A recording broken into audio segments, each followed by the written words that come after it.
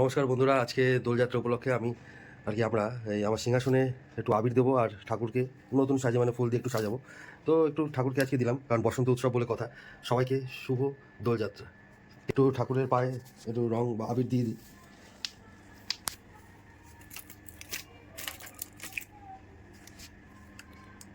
তো প্রথমে একটু কৃষ্ণ ঠাকুরের পায়ে, রাধা কৃষ্ণের পায়ে একটু দিয়ে দিই। এই যে একটুখানি কাছে নিয়ে আসো, তাহলে আর কি রংটা দেখা যাবে। দেখতে পাচ্ছ, নিচু করো, রংটা যেহেতু পড়ছে। এই যে বুঝেছো? ব্যাস ব্যাস বেশি দিন। আচ্ছা, এবার একটু লাল রং দিয়ে দিচ্ছি। এই যে বন্ধুরা, এই যে ঠাকুরের পায়ে একটু ছুঁয়ে দিলাম রাধাকৃষ্ণ। তারপরে দিয়ে দেবো একটু গণেশ ঠাকুরের পায়ে। এই যে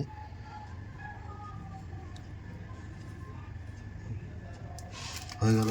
একটু আমাদের ঘরের তারা মায়ের পায়ে একটু দিয়ে দিই।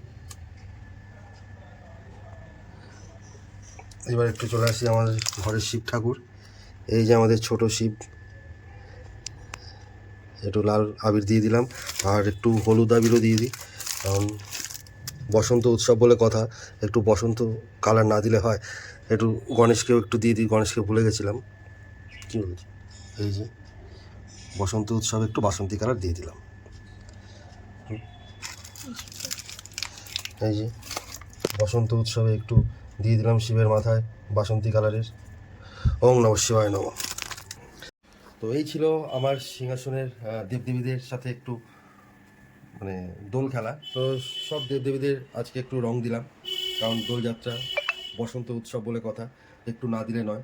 তো একটু রং দিয়ে দিলাম সবার পায়ে। তো সকলে এরকম দিন ভালো লাগবে। সকলের বাড়ির সিংহাসনের ঠাকুরকে, দেবদেবীকে একটু আবির দিন আজকের দিনে, দিনটাও বেশ ভালো লাগবে।